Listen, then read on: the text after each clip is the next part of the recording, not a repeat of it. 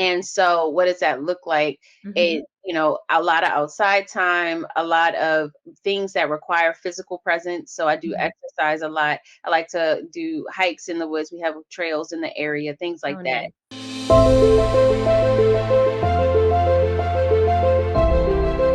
Oh my goodness. Welcome back to another amazing episode of the Sharice Williams Show. Oh my gosh, I'm so excited because I have this special guest with me here today. And I can't wait to just introduce you guys and then hop into the actual interview. So today we have with us the beautiful Ashley Wynn-Grimes, the owner of Cannabis Nursing Solutions. So Ashley, welcome. Hi, thanks for introducing me. Oh, you're very welcome. But I have a sneaky suspicion that you have more to say. So so why don't you share with everyone who you are, what your business is, all the good stuff that all the nurses out there would love to hear. Yeah, of course. So obviously, I think you already mentioned it. I'm a nurse. I've been a nurse for 14 years, and I've been working in the cannabis space for just over the past 4 years or so. And during my time, I've spent a lot of time observing nurses in this space. And there are a few things that I noticed. One is that a lot of us really just aren't spiritually aligned. Mostly it's because of the healthcare system. The other part of it is really nailing down the stigma related to cannabis medicine. So I transitioned from full-time employee to full-time entrepreneur. In the midst of that, I worked in corporate for a 14 hospital system, and it was my job to save millions on one project alone. And I got plenty of stories to tell about that experience. But currently, I consider myself a healer to other nurses, a healer to the patients that I serve in relation to cannabis medicine. And so it is my goal to be able to help others and let people know that cannabis is medicine, and let people know that they do have capacity to serve others in their divine right. I love that. I love that. You said so much already. I'm like, let's just dive on in. So you've been a nurse since how long? When again? I mean, not 2008, a nurse. I'm so sorry, an entrepreneur. When did you transition to the entrepreneurial space? 2018. 18. I thought that's what you said. Mhm. Okay, excellent. And so 2018. And what was it? Why did you decide? I mean, as nurses, there's so many things that we can do. Why did you decide to kind of shift out of the traditional formula, as I will just call it that, and Okay. decide to do something on your own? It was kind of forced upon me, to be Okay. honest with you. Do So I tell. mentioned I work for the 14 hospital system, and that was a predominantly very, very corporate setting. I'll put it that way. And there was a lot of pressure to save money. There was a lot of pressure to perform. There was a lot of pressure to achieve expectations that were unattainable. And I was the only nurse. I was one of very few women, very few minority people in the space, and so my perspective was obviously unique. And while I was working there were a lot of things that I feel like I experienced that ethically didn't align with my moral standards. And it wasn't until I was the victim of cyber theft that I Hmm. lost the capacity to tolerate it. Interesting. Interesting. What's interesting is that you mentioned that there are several that you tolerated things for a while, Mhm. things that you weren't morally and ethically aligned with, and the reason why I say it's interesting because I hear that often from nurses working in traditional bedside. Like this is, I literally had a conversation last week with a nurse who's actually in compliance, and she said this. She was like, "I think I'm just going to have to, find another job," Yeah, because ethically and morally, they were asking her to do things that weren't aligned ethically and morally. So yeah. yeah, so that was really the straw that broke the camel's back for you. Yeah, absolutely. Yeah. And I agree with that. There are a lot of things that we do regularly that we just follow policy for, the rules for, somebody told us Mhm. to do it.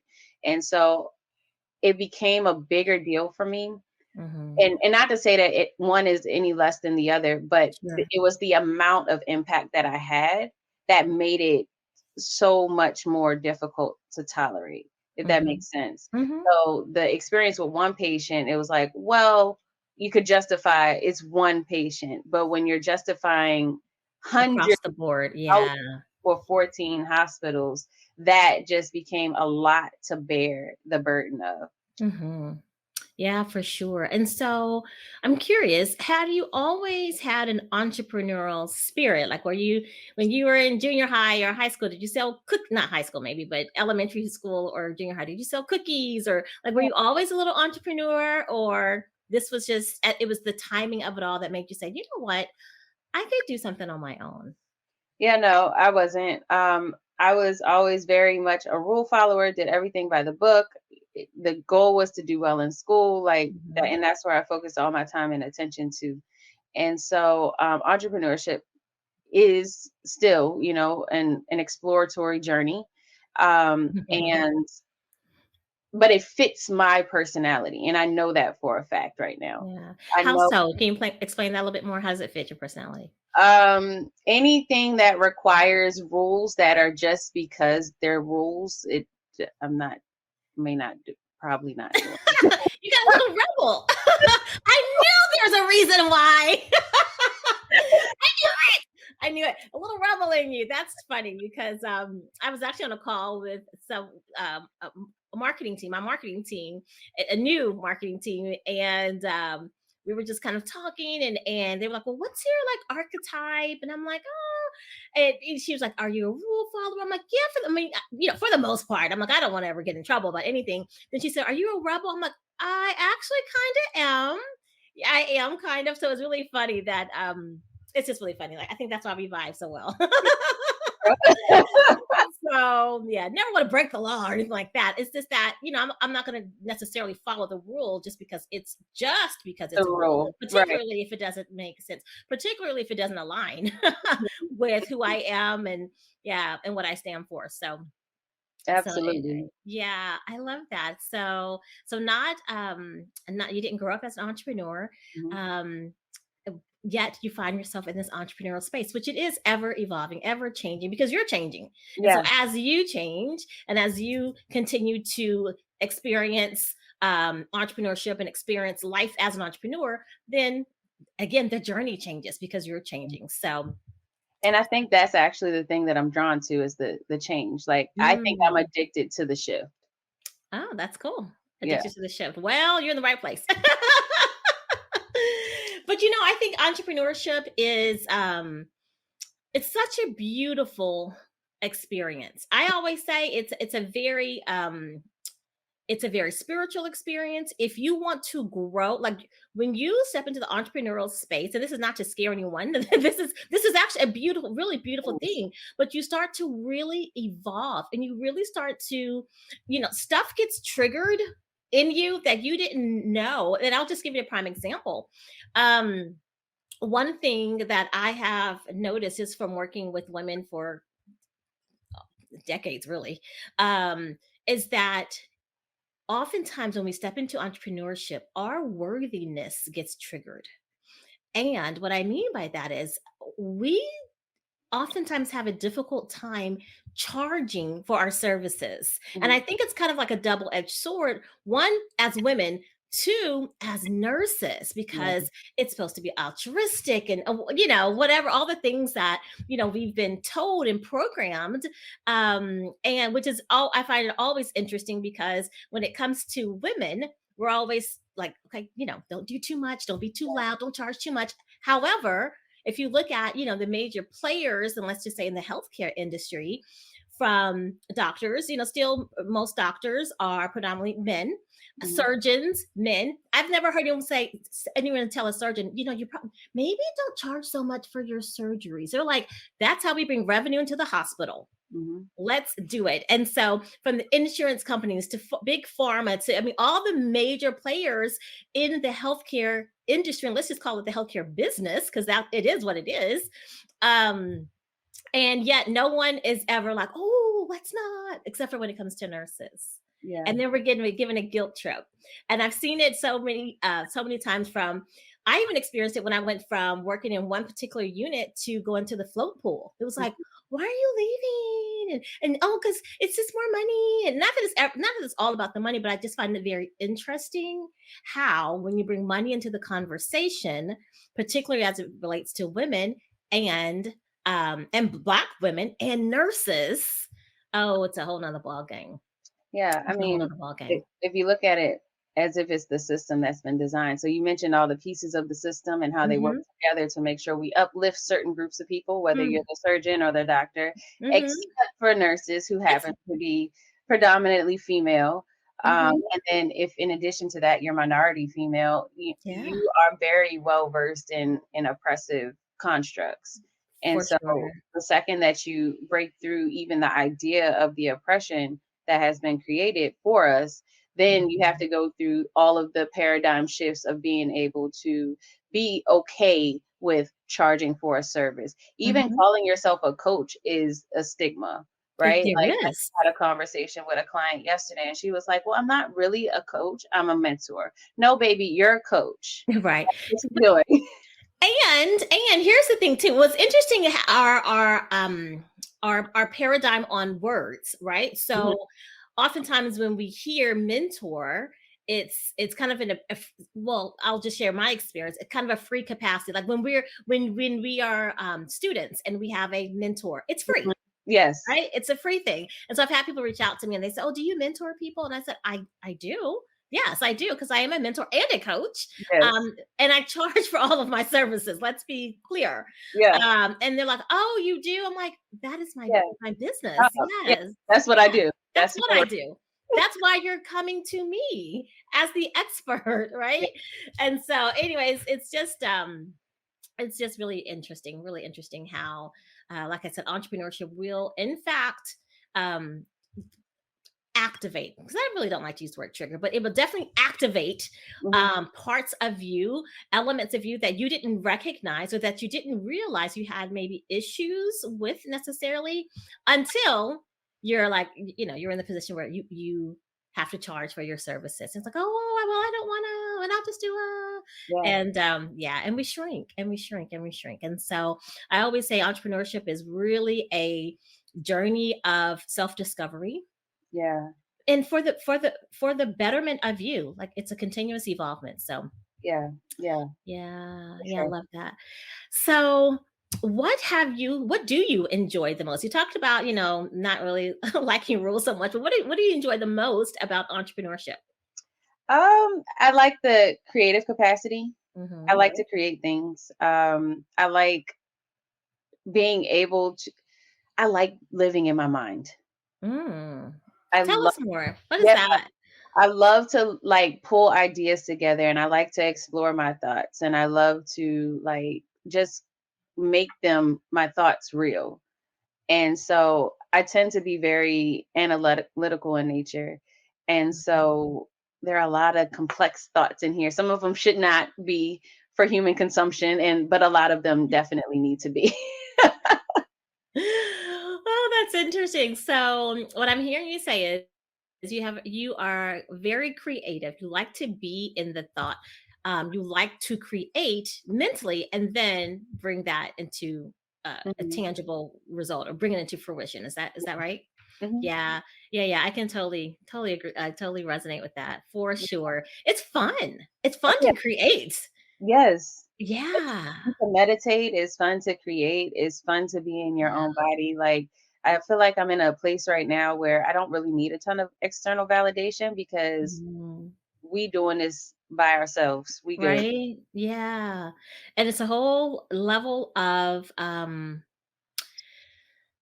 what's the word I'm looking for? Like, you just start to own your power. You Yeah. just start to own your inherent power. And I love that. No need for external validation, which for some people that can be interesting idea, interesting thought, because so many women look for that external validation. Yeah. Yeah. Yeah, so it's like going back to the journey of entrepreneurship, really stepping in to your power and owning it, Yeah. and being free to create whatever it is that you're wanting to create and have the level of impact that you're Mhm. wanting to have. So love that. Love that. Okay.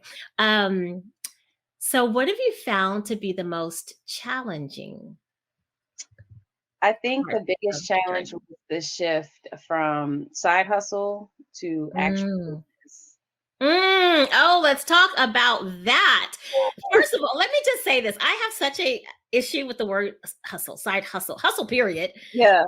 But side hustle, I feel like it just diminishes. And I get the intent that, Hmm. it's just something on the side. Okay, I get that intention. But to me, when I hear side hustle, it just kind of diminishes the value of what it is that you're bringing. That's just me, but let's hear. I mean, and I agree with you, and that's Yeah. why there is a transition, because at some Mhm. point you do something because you really are inspired or excited, or trying to do try to drive some sort of impact in this one particular activity that you do on the side, and Yeah. so it does diminish, even though it's very valuable. Mhm. If it's serving as a side hustle, that's exactly where it's going to be, and that's where it's going to stay if you're cool with that. That's right. Yeah. Right.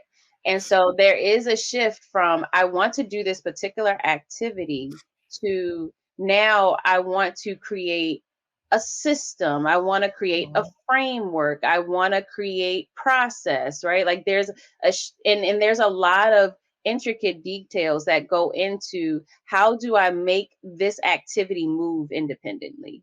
And so Right. that transition has been the biggest transition, because there's a lot that I didn't know. There's a lot that I continue to learn. Mhm. And, you know, and so that process I think is ever shifting. Sure. Yeah. And I want to stay here just for a second in terms of just making that mindset shift first Mhm. and foremost, because until you shift in your mind, nothing changes, and Right. that goes across the board for anything. But I want to ask you, what are some of the things that you do as as a full time entrepreneur? What are some of the things that you do, or that you incorporate into your daily life, your daily practice, that keeps you grounded, centered? Because being an entrepreneur can be all consuming if we allow it. Mhm. So what are some of the things that you do to keep you grounded and not working all the time? I have to be very intentional to not do Mhm. that, because once I'm here, this is Right. what we're doing. Right. It's like this is our baby. Like we get in here and hours fly. so It's I, true. so I have to create padding Yeah. around my time. And Mhm. so I told you I love living in my mind. I Mhm. can be here all day and feel very good. Holidays, Mother's Day pass, I get very irritated that everybody's celebrating and then we not working. That's what we're doing. We're not working. But Right. really, for me, I do have to take, like, even outside of the entrepreneurial space, I do have to take a lot of intentional grounding time, because I will Mhm. float all the time. Mm. And so what does that look like? Mhm. A lot of outside time, a lot of things that require physical presence. So I do Mhm. exercise a lot. I like to do hikes in the woods. We have trails in the area, things like Oh, that. nice. Now that the sun's coming out, I can literally just sit in the sun. Oh, that's my favorite thing to do. Just Right? sit outside and soak it in. I literally sit there like, Yes. "Yes." Thank you. Yes. And I mean, I feel like it's the best feeling to have your feet just even And exposed to the sun. yes. Do you like to scrunch the grass with your feet? Yes. With your toes? I love doing that. Yes. That's like, yeah. Um, and so I love beaches. We don't Mhm. live near one, but if I ever get my feet need to go in the sand, I need to Mhm. sit there. I need to meditate with the beach. And so really just finding different ways to explore the physical environment around me is Mhm. necessary for me to stay present. Got it. Love it, love it, love it. And so let's hop into like what you do specifically. So how how did you get into cannabis nursing? Like tell us about that. Yeah. And So how did you get into cannabis nursing and how does one get into cannabis nursing? yeah. So my transition was from that corporate space Mhm. to entrepreneur. And so when I experienced the cyber theft, I felt very much victimized. I had a triggered response, right? Like I felt like I was mugged, and one would say that it Mhm. was very resembles PTSD in a lot of ways. And so I needed one therapy. Everybody needs therapy. We all know that now. But the other piece of it was, how do I find healing? And the Mhm. only concept of healing that I was familiar with is in the physical form. And so there was a lot of research that went into other holistic measures. And at that time, I didn't realize what I was actually looking into, what I was Mm. actually doing. I Mhm. just knew that yoga is a thing, right? Like, Mhm. so let me go discover my hips. That was an eye-opening experience. Mhm. Girl, you got hips. You haven't moved them in a long time. Right. It's like, that's why they don't move. Okay. Yeah. Okay, got it. So, Yeah. those kind of things. But the thing that stood out the most was the endocannabinoid system when I came across that concept. And it actually validated everything that I knew that healthcare was, which is a sham. And so No, I didn't expect that. I didn't expect you to say that. Do tell. how is it that we've been to school for however long we've been to school, we've been nurses for however long we've been nurses, but we don't know about the largest neuroreceptor system in the body? Yeah. How? Right. Well, and to your point, because I know we've had this conversation before. It is I don't know. I don't know if the right word is newly discovered. It's always been there, but I Mhm. think there just wasn't. I'm not sure why emphasis was not put on it. What are your thoughts around that? Well, the problem is the sordid history that we have Mhm. with cannabis in the United States. So it is based in racism. Around the Mexican Revolution, Mexicans came to America, and they were the first, quote unquote, the first to use smokable herb. Mhm. And that was different from what the American settlers had decided was acceptable behavior with the particular plant. Mhm. They used it for production purposes. And so there was a lot of media that went out in the form of newspapers, articles, things like that, marijuana madness, all those kind of like exploitative Mhm. media propaganda ish stuff Mhm. came out basically demonizing the plant because they didn't like the idea that it was connected to Black and brown people. And so Interesting. behind that, as time went on, it became more and more accepted as a terrible, terrible thing because of the media that we're seeing. And we know, like, whenever we see things on TV, New Year, New You, we repeat it and then we Mhm. take Right. it. And it's a thing. It's a whole new thing. And so then we hit the Reagan administration. So now we have the war on drugs. Mhm. Now people are protesting against it. And so it had been heavily ingrained into our culture that cannabis was bad. Mhm. And now we're looking at multiple generations of people who have been told that cannabis is bad and they believed it. And so that has become the societal norm. Yeah. And despite the fact that we have known about the endocannabinoid system, some may say since the 70s, but definitely at least since 1992, that it exists and it's a thing that helps support homeostasis. Yeah. Love that. Man, we had just a whole history lesson here. Mhm. Um, and you're right. It's always been demonized. And even if you take it away from black and brown people, like the only other people were like hippies, but no one like liked hippies. Like if you were a hippie, you were kind of an outcast, Mhm. And so it's just very fascinating. But hippies got Woodstock, though, just That FYI. is true. Good point. Good point. Good point. Good point.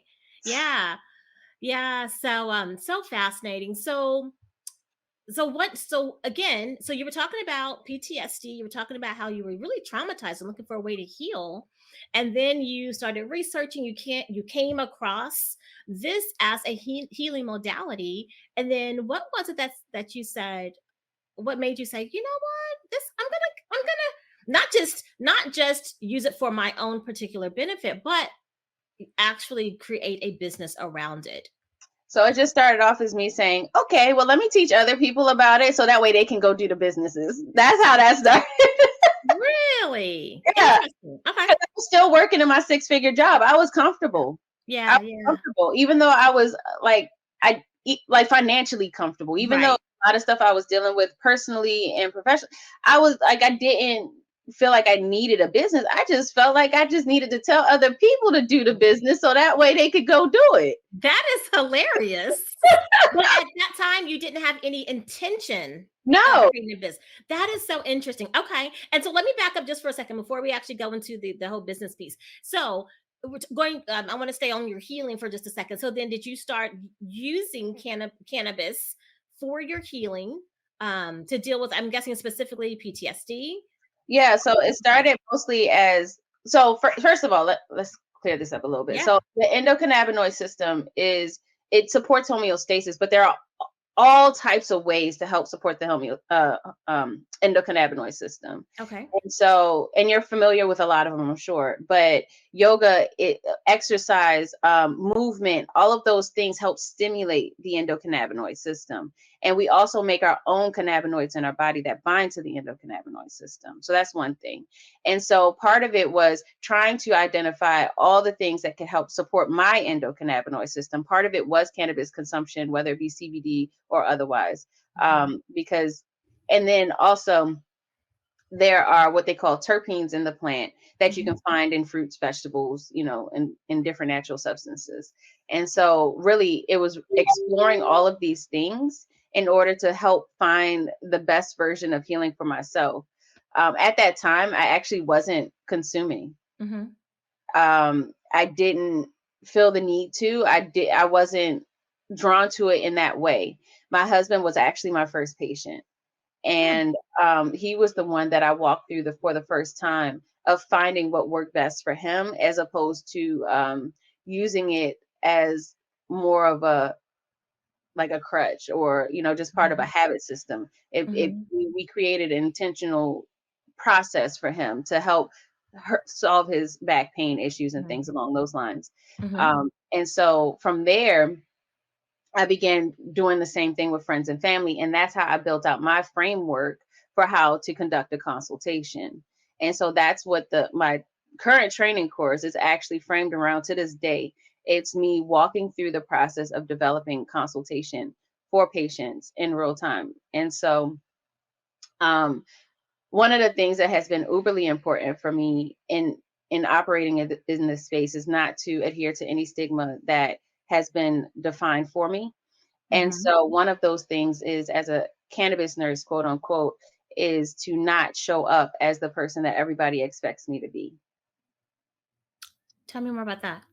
So if you say cannabis nurse, a lot of times people will just imagine a nurse smoking some weed. You get all the jokes, What are some of the jokes? No, I don't know. But yeah, but you're right. That is the image that pops up in my mind. Yes. Yeah.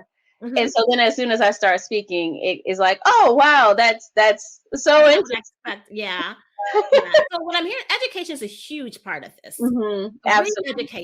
Re-education, because like you said, to your point about, just how we have been educated around cannabis and how it's been demonized, over all these decades, hundreds of years, in fact. So education is a large piece of it. Yeah. And so not showing up how people expect you to. Yeah. And definitely confronting what people expect of me. And having the conversations. So not being fearful and addressing some of the ideas that, are obvious, front facing, and then not being afraid to have conversation about the things that are just, false. So an example of that is we have an endocannabinoid system, and it's the largest neuroreceptor system in the body, and you make your own cannabinoids. So why are we scared of THC? Yeah. Well, that was a great actually segue. I was going to ask you to share with us a little more about THC versus CBD. Yeah. So I mentioned the cannabinoids already. Okay. The cannabinoids are very similar to the cannabinoids in the plant. And so THC, CBD, plus over 100 other cannabinoids are part of the plant's genetic makeup. And those cannabinoids, when consumed, they bind to the endocannabinoid system receptors. And we have a couple of receptors, but they also bind to other receptors in the body, some of the same ones that like SSRIs bind to, which help with the euphoric feeling that you may feel and things like that. But ultimately, they're all cannabinoids. They all fit into the category of cannabinoids. They all have a different impact or effect in the body. And so THC has been demonized mostly because it has that euphoria. Mhm. But working together with CBD actually gives the most benefit in most cases, at least the ones that I've seen. Oh, THC combined with CBD. Hmm. Okay. All right. Well, learn something new. Hmm. And so I know you mentioned your husband being your first patient, Hmm. and you said with him he had back pain, and you started with CBD. Yeah. Well, And or no? he was an avid consumer. Oh, okay, okay, okay. He was living his best life. Okay. All right. And but then um so I'm just curious why what was it that made you say, you know what, you're about to be my test patient and we're about to do some things. Because I And learned a bunch of information, and he was like, "How you gonna make this boring?" okay, got it. You Yeah, made a you made a whole lesson out of it, huh? I said, yes, we're gonna work. We're gonna do this in a formulaic way, Hmm. and you're gonna do this for me, and he did, and we went through Yeah. the process. So That's cool. Awesome. Okay. And so talk a little bit about this is probably as much for me as it is for everyone else now that I'm thinking about it. But because I told you before, I'm like, I am not very well like this is not my zone of genius. Clearly, this yeah, is your zone of genius. And so with THC and CBD, I know you have edibles. Like I'm wanting to jump into like ways of consumption. yeah. So it's a lot. And oh well then high level overview. Yes. And why would you go one way instead of the other? Like, why would you take an edible instead of maybe smoke? I don't know. So the key difference is onset and duration time. Okay, makes sense. So for edible, you have a longer onset, longer duration, up to 8 hours. For a smokable, up to 3 to 4 hours, Mhm. shorter duration. So you get your immediate effect, and so it's almost like the oxycodone Okay, different, okay. yeah, whatever that word is. Differentiation. Difficult But word, but I got what you mean. yeah, so if you need immediate onset, then that's what you're going to work with. If you need a longer onset, then you'll do the alternative. But you have suppositories, you have Mm, vapes, you have topicals, you have transdermals. All of those have unique onset and duration time frame, and just part of, like, psychologically, what mhm. makes you feel better. So some people are fearful of smokable, so most likely they'll stay away, because part of the experience with cannabis is intention based, just like any Mhm, spiritual practice. mhm. And so if you're in a heightened state of anxiety while you're consuming, you're more likely to experience paranoia, Yeah, yeah, right? makes And sense. so Okay. and that, in combination with the cannabinoid terpene profile, all those play a part in it. So in choosing that, you have to obviously assess the entire person, which is holistic medicine in and of Mhm. itself, and make decisions or create a starting point that would fit best in based on that patient's profile, and then navigate the journey in order to find what works best for them. Got it. Yeah, so I'm seeing definitely this as you're working with your clients, um, really a longer I don't know, and correct me if I'm wrong. I was gonna say maybe a longer term relationship. It's not like a one and like you do a consult one and done. Like this is definitely an ongoing um um um treatment, if you will, Hmm. so that you can kind of assess like we do, like we've done all along, right? Assess, consume, however, reassess, tweak Hmm. it along the way. Yeah, yeah. Interesting. This is very interesting. I'm so glad I even asked that question because I would have never thought transdermal. I would have never thought suppository. Again, this is so not my lane. So that's another reason I wanted to have you on. I'm like, oh, I'm going to learn so much. And everyone else gets the benefit of me learning. So super cool. And so what can a cannabis nurse do? She can create anything. I told you my thing is creation. Like, she can create Mhm. anything. He or she can create anything she wants. But the main thing that a lot of people do is consultation with Okay. patients. They might partner with dispensaries. They might act as a subject matter Oh, expert for dispensaries, or even potentially hospitals at some point. Um, I think the easiest and quickest route is individual patient consultation, sure. finding the patient who has a specific need, sitting down with them, educating them, giving them direction, which is what we talked about a couple seconds ago. Mm-hmm. Mm-hmm. But for me, I've taken the author route, I've taken the speaker Yeah. route, those kind of things. That's So, awesome. I love that. Oh, I love it. I love it. There's so much that we can do yeah, as absolutely. nurses in general. But yeah, I love that. And so, you mentioned hospital, you mentioned partnering, and you mentioned hospital. Are there any hospitals that this is, that cannabis is a standard treatment? Are there? Well, we're on the horizon. So Okay. in California, they have Mhm. legislation that allows patients access to cannabis in hospice or as end of life End of treatment. life treatment. Yeah. Okay. And so in a few other states, I can't remember the ones offhand, Hmm. they have legislation proposed. I know in my state, Maryland, we proposed it, but it didn't go through. I suspect that Mm, next year we'll see that come to fruition in 2024. interesting. Mhm. Very interesting. Okay. Interesting. Okay. And then I know everyone's wondering and I'm wondering as well, the license part. So as nurses, we have a license. And so so for those that are thinking like, oh wow, I never really thought about cannabis nursing, but I can see it now. Talk to us a little bit about how that relates to our license. Yeah. So that's the biggest concern Hmm. when nurses come to work with me. Hmm. They're scared that somebody's going to want to take their license. Yeah. But I think a couple things. We have guidelines written by the National Council for State Boards of Nursing. It's been out since 2018. We have a scope of practice that has been designed by the American Cannabis Nurses Association, and they all specify what exactly we can and cannot do based on our licensure. Okay.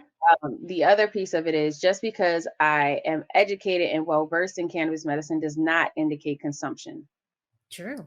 Just because I am a cardiac nurse doesn't mean I have a heart disease. Right. Good point. So your choice to disclose your personal consumption is yours. Mhm. The other piece of it is the correlation between intoxication and consumption in your free time. Mm, So you can have cannabinoids show up in your tox screen and you not necessarily be intoxicated. And we've seen situations where nurses have been screened and shown positive, but not at work intoxicated. That has happened in the past. mm, The issue is that you can be intoxicated by lack of sleep. true. I think everyone who's worked night shift could attest to that. Hmm. My entire nursing career was night shift, and yeah, there were. I lived in a perpetual state of intoxication from Exactly. sleep deprivation, no doubt. Exactly. Yeah. So it's almost as if, and the messaging tends to be when I'm communicating with people, if you show up to work, you need not to show up in any form of intoxication. That means you should have rested well. That Yeah. means you should have nutrition. Like it means that you should be well hydrated and you need to be ready to work. Because at any point, if you appear to be intoxicated, that's when somebody's going to question your licensure. It has Mhm. nothing to do with cannabis. Yeah. Absolutely. Sure. Yeah. So this has been very, very educational. I appreciate you coming on and sharing your wealth of knowledge. And I mean, here's the reality of it is that we haven't even like we barely touched the tip of the iceberg. So, but what you have shared has been very insightful. So thank you for that. Yes. Yeah. If people are interested and they're like, huh, well, she said she works with nurses and she says that she has a course. Mhm. Where can they find you? How can they get in touch with you? www.cannabisnursing-solutions.com. Right there on the screen, huh? Look at that. Love it. Nick. I love it. I love it. I love it. So awesome. And so I mean, I my the entrepreneurial part. So again, I've been, I've been an entrepreneur for since well, I was the one actually selling cookies when I was in junior high. Okay. I've been entrepreneur my whole life, but no, seriously, I've had, legitimate businesses since 2006, I think, Yeah. or Yeah, I think 2006. So my entrepreneur brain is just going, going, going. Like I'm like, oh, okay, she can do that, and she can do that, and she can do that. Like from coaching to, I mean, clearly you do coaching and courses, and gosh, like building out just a full roster of clients. Hmm. Um, I'm excited. I'm excited for you and for what's to come. Thank you. You're welcome. Any final words? Any final words? Maybe something that we haven't touched on that you want to make sure that that the listening audience knows, or Yeah. So Mhm. I actually wrote a book called Stigmatized. Tell us about Did we Stigmatized. talk about Stigmatized We before? didn't. Oh, okay. All right. Yeah. No. So I did write a book about Stigmatized, and Mhm, part of the experience of being in this space has been primarily around addressing stigma. And I kind of touched on it before, mhm, but I actually walked through some of the journey in real time. That in a way that I even confront how I interacted with stigma. And so one of the biggest hurdles that people go through when they work with me is going from I'm aware and I know about the plant, and now I want to do something with it, and they have to battle their own personal stigmas against themselves. mhm, mhm. Yeah.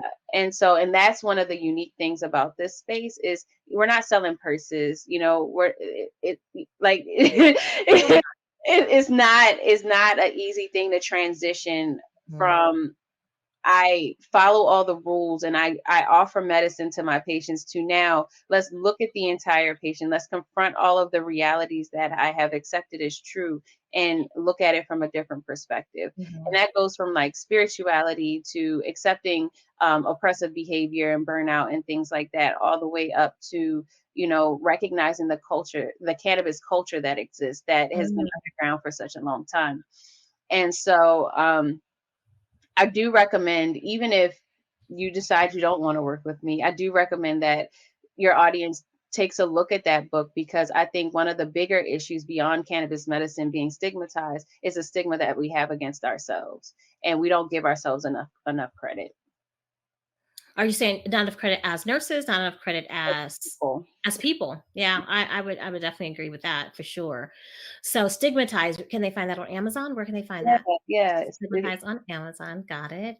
Awesome. And I think that's a great place to end. This is, like I said, this has been just really filled with nuggets. And I love that you said this is something that you said a couple of times. Cannabis medicine or cannabis as medicine.